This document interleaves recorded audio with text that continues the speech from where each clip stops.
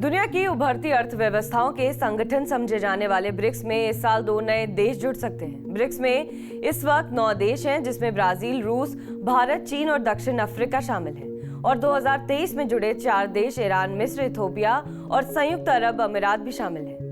BRICS से जुड़े देशों का कहना है कि इस संगठन को पश्चिमी देशों के वर्चस्व को काउंटर करने के लिए बनाया गया है। तुर्की की न्यूज एजेंसी के मुताबिक इस साल काजान में होने वाले ब्रिक्स समिट में अजरबैजान और फिलिस्तीन को शामिल किया जा सकता है। इस संगठन में फिलिस्तीन का शामिल होना चौंकाने वाला है, क्योंकि ये संगठन उभरती हुई अर्थव्यवस्थाओं का संगठन माना जाता है और फिलिस्तीन के पास अपनी तय सीमा भी नहीं है और ना ही यहाँ की सरकार के पास आर्थिक गतिविधियों का ठीक से संचालन करने के लिए व्यवस्था है। फिलिस्तीन का इस गुट में शामिल होना रणनीतिक तौर से बेहद अहम है। गाजा में जारी इजरायली आक्रमण के बाद कई देशों ने फिलिस्तीन को आजाद राज्य का दर्जा दिया है। ऐसे में ब्रिक्स में भी फिलिस्तीन का शामिल होना फिलिस्तीन आंदोलन को नई रफ्तार दे सकता है। मॉस्को में फिलिस्तीनी राजदूत अब्दुल हाफिज नोफाल ने कहा है कि रामल्लाह होने वाले शिखर सम्मेलन के बाद ब्रिक्स ग्रुप में शामिल होने के लिए अपना आवेदन देगा। ब्रिक्स समिट इस साल अक्टूबर में रूस की राजधानी से लगभग 870 किलोमीटर दूर काजान में होने वाला है। रूस के राष्ट्रपति व्लादिमीर पुतिन ने वादा किया है कि इस समिट का एक पूरा सेशन फिलिस्तीन के लिए आयोजित किया जाएगा।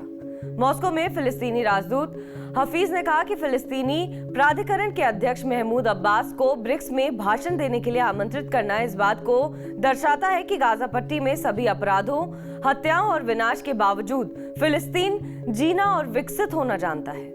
रूस ने गाजा में इजरायली आक्रमण की शुरुआत के बाद से बार बार खुद को फिलिस्तीनी मुद्दे के लिए फिलिस्तीन का पक्षधर बताया गया है। रूस की ओर से पिछले 10 महीनों में दिए गए बयानों से ऐसा लगता है कि रामल्लाह के लिए सबसे स्वाभाविक अंतर्राष्ट्रीय संरक्षकों में से एक है फिलिस्तीन लिबरेशन ऑर्गेनाइजेशन यानी PLO, जिसने औपचारिक रूप से 1988 में फिलिस्तीन राज्य का ऐलान किया था, लेकिन इसे 2012 में संयुक्त राष्ट्र महासभा का ऑब्जर्वर बनाया गया है। आज तक 193 संयुक्त राष्ट्र सदस्य देशों में से 145 ने आधिकारिक तौर पर फिलिस्तीन को मान्यता दी है, जिनमें से यूरोपीय संघ के सिर्फ 12 देश यानी बुल्गारिया, चेक Republic, Cyprus, Hungary, Ireland, Malta, Poland, Romania, Slovakia, Slovenia, Spain और स्वीडन है। पुतिन के अजरबैजान दौरे के दौरान अजरबैजान ने भी ब्रिक्स में शामिल होने की इच्छा जाहिर की थी।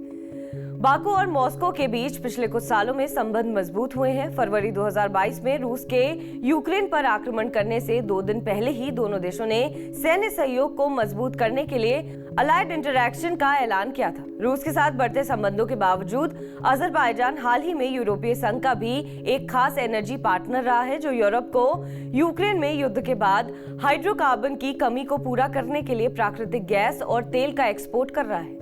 बहरहाल इस खबर पर आपका क्या कुछ कहना है, हमें कमेंट करके जरूर बताएं। बाकी देश और विदेश की तमाम बड़ी खबरों के लिए आप देखते रहें TV9 डिजिटल।